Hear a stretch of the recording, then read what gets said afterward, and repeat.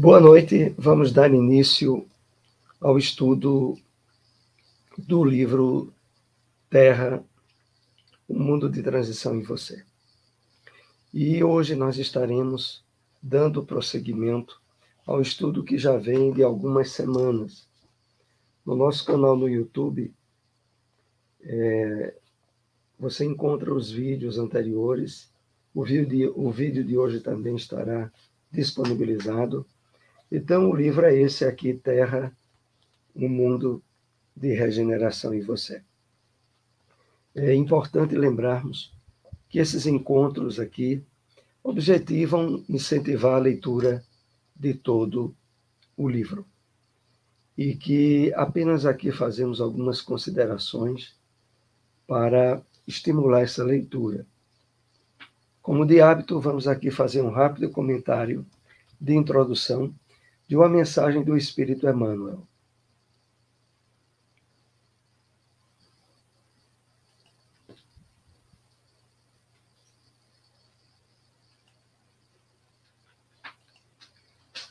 Extraída do livro Comentários às Cartas Universais e ao Apocalipse, o Evangelho comentado por Emmanuel, e a passagem da carta de Tiago, capítulo 5, versículo 9, que diz o seguinte: Nunca te queixes dos outros, mesmo porque, e nos queixando de alguém, é preciso consultar o próprio íntimo, para saber se em lugar desse alguém não estaríamos fazendo isso ou aquilo de maneira pior.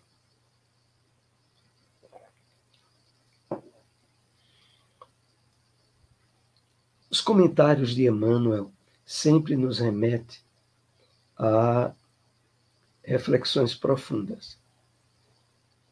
Ao nos dizer não te queixes dos outros, Emmanuel se refere ao fato de que, na medida em que nós despertamos a nossa consciência de espíritos imortais,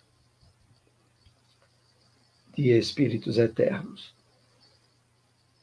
em que constatamos a realidade das leis divinas estabelecidas no amor, na misericórdia e na justiça, que governam a terra e todos os orbes.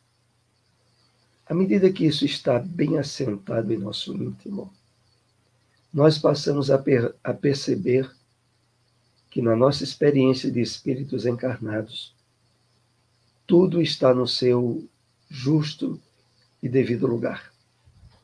E de que, na verdade, aquela atitude que antes tínhamos de achar que o mundo poderia ser melhor se as coisas acontecessem ou fossem do modo que gostaríamos que fosse, isso passa a ser superado. E nós entendemos que o mundo, as situações, as pessoas, estão no lugar que são possíveis às necessidades evolutivas e de melhoramento de todos nós. Também passamos a perceber que na diversidade de atitudes, de comportamentos e de condutas expresso pelas criaturas humanas, há sempre um campo imenso de experiências anteriores que lhes levaram a estar tomando as atitudes no presente. E dessa maneira, deixamos de ser juízes contumazes a exercer críticas e arbítrios por uma maneira imparcial e incorreta de analisar, de ver e, sobretudo, de se queixar dos outros. É nesse ponto que entra o comentário que Emmanuel aqui nos traz. Mais adiante ele acrescenta: é preciso consultar o próprio íntimo para saber se, em lugar desse alguém, não estaríamos fazendo isso ou aquilo de maneira pior. A sugestão aqui de posicionamento não é apenas de nos colocarmos no lugar do outro com as experiências pessoais que cada um de nós temos. Não. É se colocar no lugar do outro, procurando observar a vida e as situações com as aquisições de experiência que o outro trouxe e não as que nós trouxemos. Porque quando passamos a ter esse olhar de empatia, que é de verdadeira empatia, passamos a ser muito mais tolerantes e compreensivos com as ações e as atitudes dos outros. Porque chegamos a constatar que se tivéssemos tido as mesmas experiências e o conhecimento do outro, poderíamos estar agindo do mesmo modo ou até mesmo pior. É isso que Emmanuel aqui se refere. Vamos então iniciar o nosso estudo. Os tempos são chegados à regeneração da Terra. É o tema do primeiro capítulo. Hoje nós estaremos na sexta parte do estudo.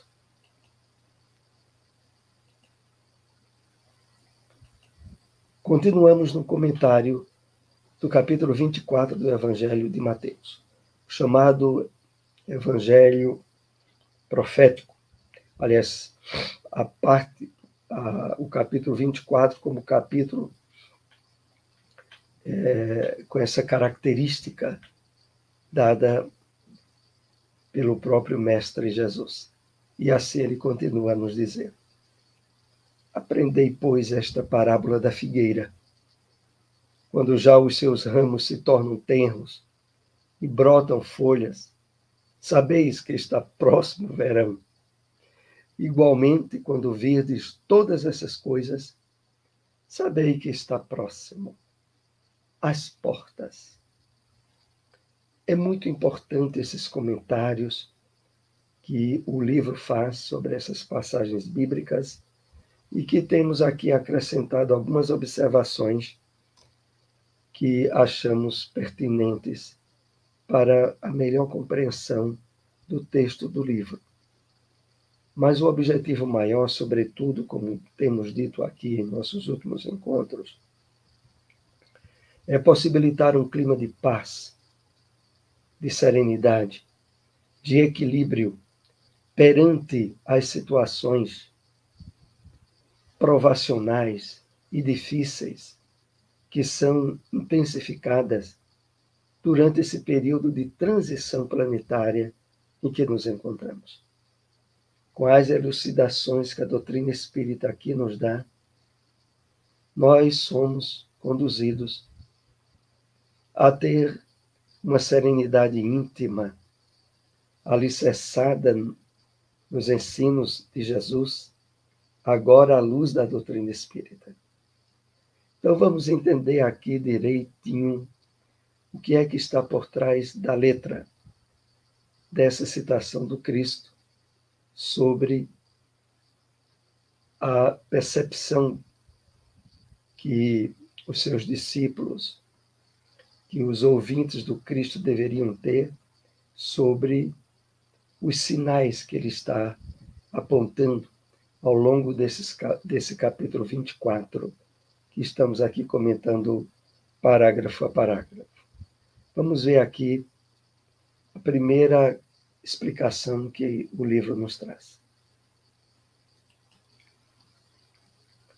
É importante refletirmos sobre o conceito de próximo ou breve, comunicados por espíritos superiores.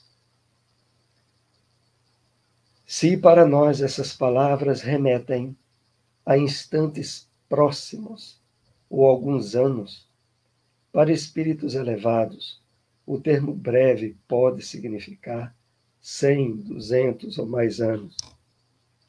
É outra perspectiva. Então, o primeiro ponto aqui muito importante é que quando Jesus deixou assinalado no Evangelho de Mateus, no capítulo 24 que estamos lendo, para que observássemos a figueira, para que percebêssemos, através dos sinais que ele colocava, que estava próximo a época, o tempo do cumprimento, é importante refletir. O próximo para os espíritos superiores, dos quais o maior deles, que temos notícia, é o próprio Jesus, não tem um entendimento de tempo que nós temos. Aliás, a compreensão de dia e noite que formam meses e anos para nós se dá pelo movimento do planetinha chamado Terra ao redor do Sol. É evidente que, para a perspectiva do universo infinito, a noção de tempo se diversifica ao máximo. Então, seria até infantil deduzirmos que essa cronologia que nós temos a marcar horas e dias fosse de teor universal, é de teor da Terra mesmo. Só que Jesus apontava para nós realizações aonde a devida data para conclusão ou realização não poderia ser cronometrada pela nossa maneira ainda pequena e inferior de perceber o movimento dos astros da Terra que assinala a cronologia do tempo para nós. Mas isso vai ficar mais fácil na medida que avançarmos aqui o nosso estudo. Porque já em Mateus 24, 34 e 35 é colocado: em verdade vos digo que não passará esta geração sem que todas essas coisas aconteçam. O céu e a terra passarão, mas as minhas palavras não hão de passar. Então aqui vai ficando mais evidenciado ainda que o entendimento desse termo geração, como Jesus aqui o colocou, não poderia ser consignado com a noção que nós temos literalmente dessa palavra. Porque quantas gerações não passaram na cronologia humana, desde quando Jesus assinalou isso no Evangelho de Mateus, que o evangelista Mateus consignou, e os dias que vivemos. Então é isso que nós vamos aqui ampliar a nossa compreensão. Vejam só. Para entender este versículo, é necessário ampliar o significado da palavra geração, para além da visão biológica, e considerar também a evolução espiritual, uma vez que a curta duração da geração biológica não permitiria a renovação da humanidade. Então aqui vai ficando bem lógico. O entendimento dessa palavra geração colocada por Jesus não poderia ser o do entendimento da biologia humana. Prossigamos. No sentido simbólico, é preciso considerar que a geração das ideias puramente materialistas, bem como suas consequências, passará, enquanto a mensagem de Jesus triunfará nos corações aptos a viver na terra regenerada. Então, nós passamos assim a perceber que é imprescindível a percepção desse termo geração em um sentido profundamente simbólico, porque se refere, como aqui é colocado para o nosso entendimento, a, por exemplo, a geração das ideias puramente materialistas, que desde a época do Cristo imperava de forma muito intensa e ainda nos dias em que vivemos. Entendendo por esse ângulo, logo deduziremos de que se torna fácil extrair o véu da letra e perceber o sentido espiritual desse sermão profético de Jesus. Prossigamos.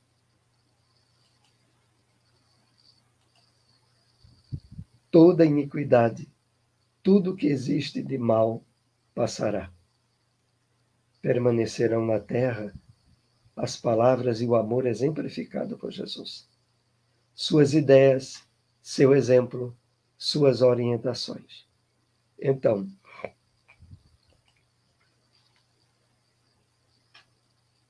todo esse período de iniquidade, que aqui poderíamos também chamar de geração iníqua, passará. Mas as palavras de Jesus, as palavras de amor que ele exemplificou, essas não passarão. Como ele bem assinalou e deixou claro para todos nós.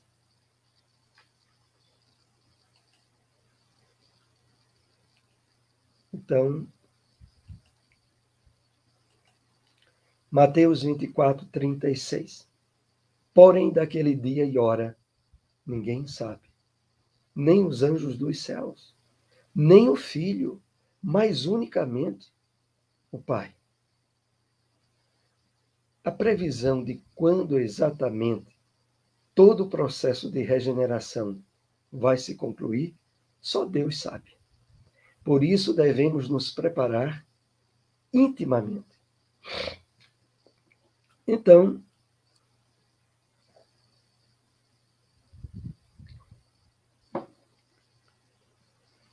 esse processo de regeneração a que Jesus, de forma simbólica, se referia, ele deixa bem claro. O tempo de conclusão só Deus o saberia, só o Pai.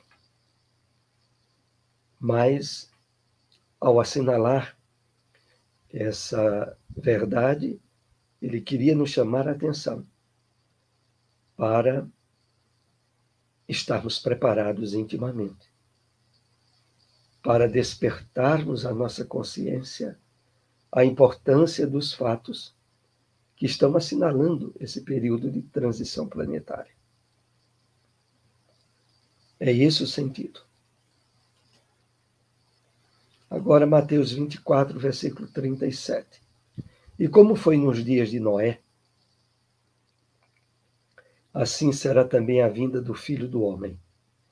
Porquanto, como nos dias do dilúvio, comiam, bebiam, casavam e davam-se em casamento, até o dia em que Noé entrou na arca e não perceberam e veio o dilúvio. Então aqui Jesus faz uma alusão ao fato de que nesse período de transição planetária, o homem de uma forma generalizada, o homem que ainda não acordou para a realidade espiritual da vida, estaria cada vez mais envolvido com preocupações e com interesses puramente materiais. E de que esses interesses estariam tomando de tal forma toda a atenção do homem que fariam com que ele não estivesse atento aos sinais especificados claramente por Jesus e que agora estamos comentando à luz da doutrina espírita. Jesus aborda a questão da preparação contínua por meio da elevação da consciência, conforme vimos anteriormente, para que não nos encontremos desprevenidos quando o momento da desencarnação chegar. É assim que devemos, de fato, levar a sério essas considerações expressas por Jesus. É para que o fato da indeterminação, bem assinalada por Jesus, significasse busca de preparação imediata, de estarmos cada vez mais atentos ao aproveitamento do tempo a nós emprestado pelas leis divinas, em termos de período reencarnatório, para atentarmos aos objetivos mais importantes da nossa encarnação: o despertar da nossa consciência de espíritos imortais.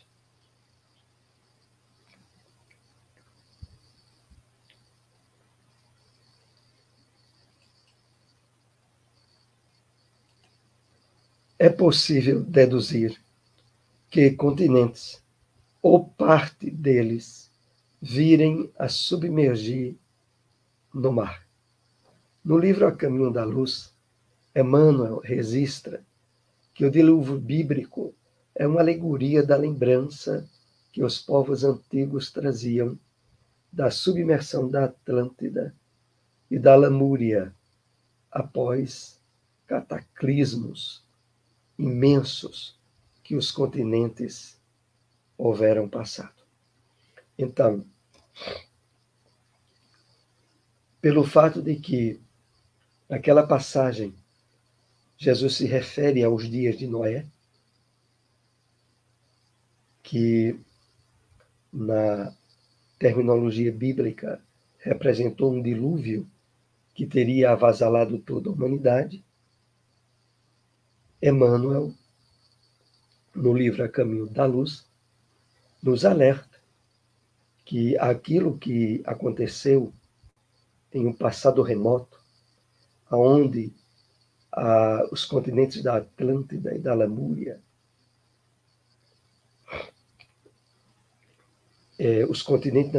esses lugares foram submersos, hoje encontrando-se vestígios, muitas vezes, nos polos, sob o gelo, de lugares que antes, sem dúvida nenhuma, houveram sido terras habitadas. De forma expressiva, como hoje acontece entre nós. É claro que a advertência de Emmanuel vem endossar ainda mais a atenção e o cuidado que devemos estar expressando no trabalho de despertamento da consciência, de vivência dos ensinos morais trazidos pelo Cristo, de nos associarmos de forma cada vez mais presente e contínua ao Evangelho do Cristo. É nesse sentido que essas advertências são colocadas para nós. Assim, meus amigos, nós estamos chegando ao término dos comentários para esta noite. Agradecemos a todos que nos acompanharam. Se possível, compartilhem essas informações. Depois, esse estudo também estará disponibilizado em nosso canal no YouTube. Uma boa noite a todos.